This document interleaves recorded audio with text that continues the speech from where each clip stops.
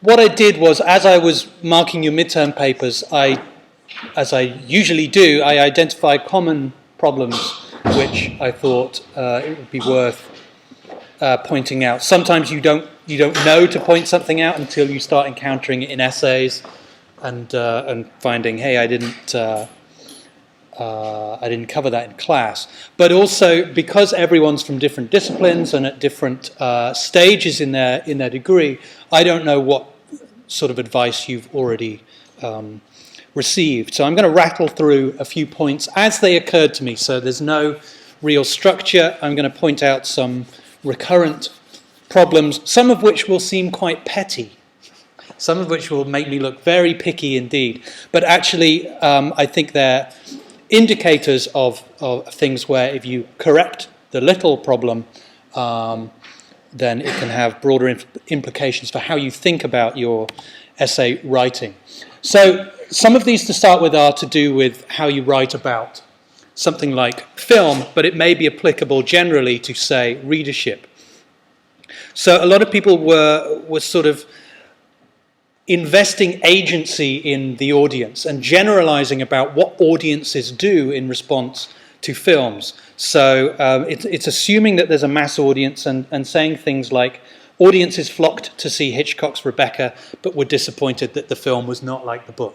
I should say, I did think about quoting people directly, but that might have been a bit unfair.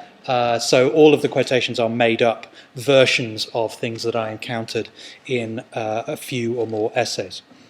So that statement there suggests that you're thinking about the audience as one mind, as if audiences and readers respond as one to the stimulus provided by the book or the film. And it's simply not the case. People have these different interpretations and they don't think as one. So how do we get around that? How might you think differently? Because I understand the need for a shorthand when you want to talk about how people responded to a film. Well, you don't need to do that. You don't need to speak for all audiences. You don't need to prove that they felt a certain way, unless, that is, you want to do audience research, where you actually poll people after watching the film and you find out what they really thought, and then you produce a pie chart which says 42% were disappointed with the book.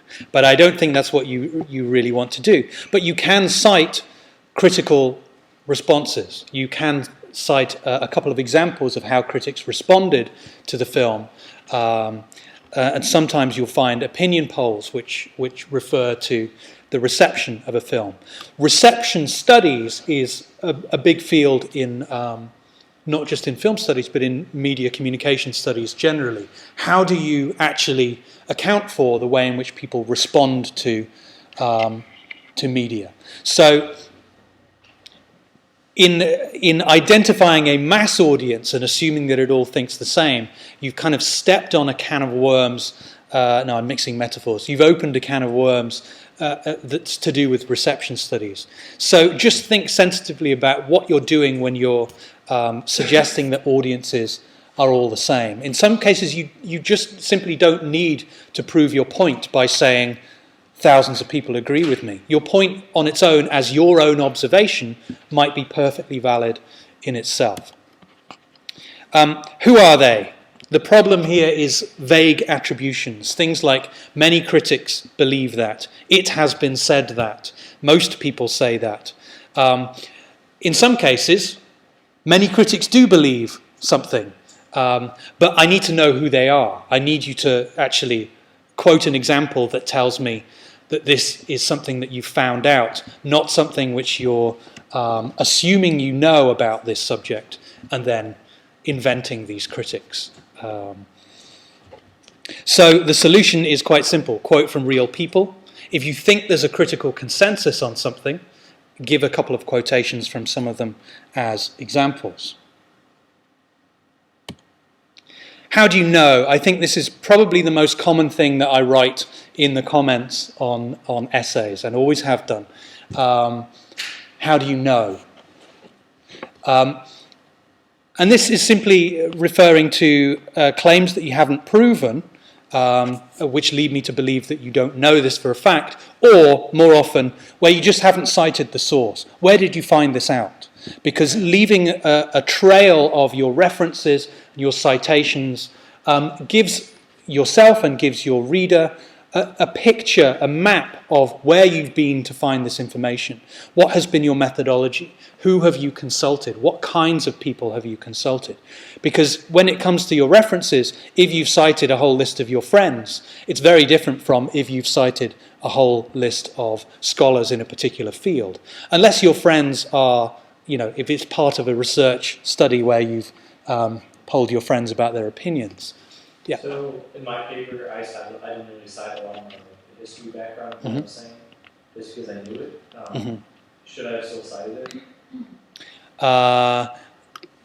That's the question. How do you know? How do you know? And sometimes there are certain things which we consider common knowledge. So every time you refer to walking along the ground, you don't need to cite Newton. You don't need to invoke the laws of gravity. That's a kind of common knowledge. So, but if it's something like the date a film was released, no, you probably don't need to cite a source for that either. But if it's a quotation from somewhere, or if it's an opinion from somebody, you need to cite a source, because history is not simply a list of facts and dates. History is about interpretation. It's about the privileging of certain events. So sometimes, yes, it's okay. We all know things that we can't remember where we learned it from. We can't remember who first told you about Alice in Wonderland, but you might be able to tell your reader where you first discovered a psychoanalytic reading of Alice and things like that. So, I talked about Gonquilon in my paper. I should have stated what I know about Gonquilon or. I can't recall the exact example of what you talked about with Gone with the Wind. I said that a lot of it was really hyped because the book was well praised, and they spent about 3 years hyping it up, and they spent I think a year looking for the right actress to play Scarlett O'Hara. Yeah, I mean that's a good example of I happen to know that fact as well, that they spent 2 or 3 years auditioning actresses for that role. And I'd have to go and find out where I learned it from. I think I learned it from a special feature on the DVD where they have outtakes of all the celebrities who tried out for that role. So there is always something you can point to within reason. Okay, so the solution here is cite your sources, don't guess, and don't substitute what you think might be the truth for research. Stick to what you can reasonably prove, or if you're speculating, which is okay, cite some research that shows where there is a reason to speculate. So what evidence do you have that is maybe not, rock solid, but is pointing you in that direction? Some of you had too much history in there. There's no need to give me a kind of backstory to how cinema came into being, unless that's the subject of your essay. If you're going to write a review of or a literature review on Jane Eyre, you don't need to tell us about the printing press. And the same goes for cinema, unless it's an actual key part of how you construct your argument. You probably don't need it, and quite often it's simply too much to ask, and it's too much for you to try and do, and to fit into such a short essay. So really, sometimes, unless it's important, it reads as though you're kind of waffling before you get round to the actual topic.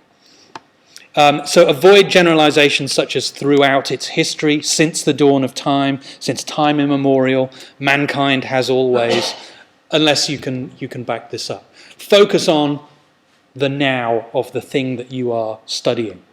You don't need too much background. The solution here is to be as specific as possible whenever you are writing historical passages in an essay. Tell us what year something happened, or at least what decade the Nickelodeon boom happened, or the conversion to sound happened. Don't just say, after sound arrived, films became more static. Even if it's true, it's a little bit vague. When roughly are you talking about? So ask yourself if that historical summary is relevant to your argument. Okay, Don't feel too bad about the referencing problem because I've encountered it everywhere, but if you can sort it out, it's a very good skill to have for reasons which come up in many of the other complaints. It may seem as though being picky about referencing is simply for the sake of formality, but actually it solves a lot of problems such as accidental plagiarism. Sometimes if you've quoted from something and it's not in quotation marks and there's no source, legally that's plagiarism. As far as Webster is concerned, that's plagiarism. I think on some essays I've pointed it out where I can tell that you've got the book in your work cited, but I can tell that half of your sentence is a direct quotation from somebody else. On one side of this is plagiarism, serious academic misconduct and horrible consequences, but it's a very short leap to over here. Just put some quotation marks on it, problem solved, because there's no shame in quoting from people, far from it. So a quotation is never something that you need to conceal.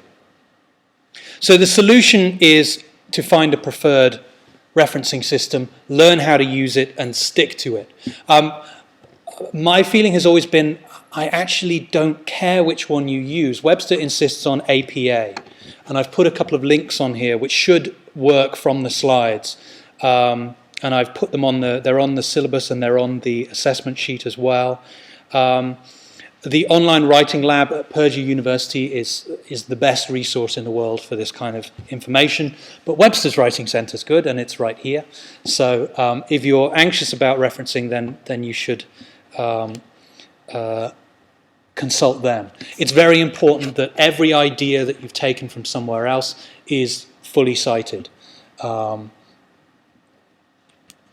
I did find several examples where I could identify a quotation that was not sourced, or it was half sourced. Okay, a couple of tiny mistakes which are easily corrected, but seem to come out several times. Too much information included in a reference. And again, this is a made-up reference. As Dr. Alan... Oh, God, I'm embarrassing myself now. As Dr. Alan Bloodletter informs us in his article, Call Me Maybe Ishmael, Adapting Moby Dick to a High School Setting, published in the Journal of Adaptational Adaptiveness, adaptation is often a simple process of putting a giant whale in a position of authority. A number of people did this, a kind of too much citation information in the main text, where all you need to do is just write, as Bloodletter argues, adaptation is often. Because the works cited section, or a footnote, is where all that citational stuff goes. It's just eating up your word count. Poor spelling and grammar. It looks a bit sloppy, but in some cases it can actually obscure the meaning of what you want to say. So, there is an unintentional typo there. Sorry. Use U-word processors, spell checker. Don't rely on it. It's not perfect. It can't pick up homonyms, words which look the same or sound the same, but which have very different meanings. It's not intelligent. All it can do is tell you when something is not in its dictionary. But it is a good first draft. There's no substitute for actually reading through your work carefully. And it's a good thing to do anyway. When you finish your essay, you should have left yourself enough time that you can read through it and then put it away and then come back to it, before you actually submit it. Put it away, go and do something else. Because coming back to it and reading over it again, you see things which previously you were too close to actually pick up.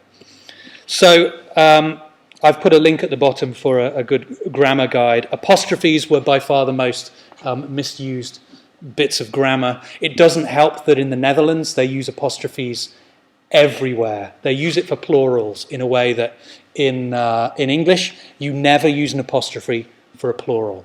So it's not 1950s with an apostrophe, not DVDs with an apostrophe. You don't need it.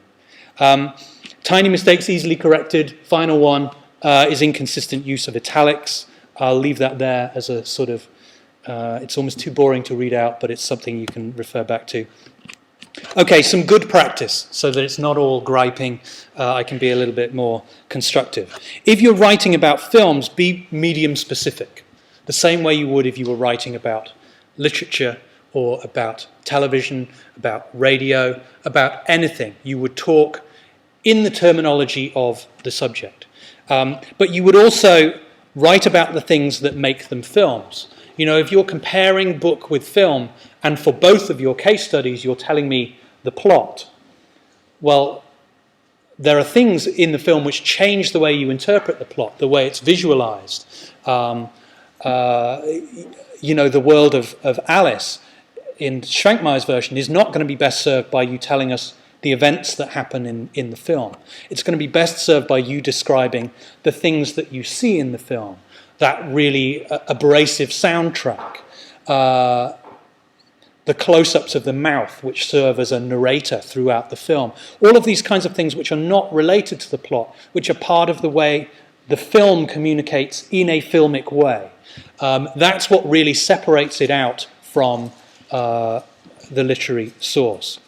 So I've put links to a couple of useful sources which would help with that. It's not something that needs a lot of research. It's a way of shifting your focus a little bit so that you're really writing about the filmicness of film. Structure your essay. It sounds obvious, and most of you in this case I think had thought about structure, and your essays were pretty well organized. So I don't think there's an ideal structure, but if you're unsure and you want to play safe, think of it like a scientific paper, where at the outset you state what your aims are, the topic and why you're interested in it, why you think it's important. Then outline your methodology. What are you going to use to make your case, to kind of put forward your argument. Then illustrate your argument with examples and case studies, and come round to conclusions. So think about it as leading your reader through a progression from setting out your aims, perhaps saying from the outset, I am going to argue that Alice is a film about adolescence. You can just lay your cards on the table right at the start, and then the rest of the essay is you making that case and providing the evidence. So you can divide your text into sections. Now you do that either with subheadings or simply by indicating to the reader that you're changing focus. And some people like to do it personally. Now I will move on to the subject of. You can do it that way. You don't have to do it that literally. But it should be clear why every section of your essay is in that essay. Why is it essential to your argument? If we remove that paragraph and it doesn't affect your argument, even if you've lovingly prepared it, you may not need that paragraph. I think the second to last one is don't plagiarize and don't make things up. That's probably to be taken as read. If you don't know something, don't invent things to fill the gaps. I'm not expecting you to know everything. I'm expecting you to tell me about the thing which you have researched. So tell me about that. Don't feel like you have to kind of allude to this broader knowledge that you have. You've done this case study, you've read a couple of articles about this subject. Tell your reader about it. That's all you need to do. In a way, I'm telling you to sort of lower your scope and your expectations. But I have encountered serious cases of plagiarism, and I really wouldn't want to see them repeated here. I mean, I hope I can tell the difference between accidental and deliberate. But what happens now is the reason that you email your essays to the exam office is they all go into this giant database where they're probably run through a plagiarism check, not necessarily now, but when in the future other essays are added to that database. What happens is the software is searching this ever-growing database of information and can cross-reference, and it gets more and more intelligent. And I have seen cases where people have been called back a year, 2 years after they graduated because it turns out their master's thesis was bought online. There can be a delayed reaction to this stuff. So just don't do it. I've also encountered that in pretty much every major case of plagiarism I've encountered, it's turned out to be people who were desperate, not people who were lazy or stupid. So don't get desperate, basically. No, that sounds like an instruction. Turn to somebody if you're desperate. Come and see me about your essay. Come and see your advisor about your essay.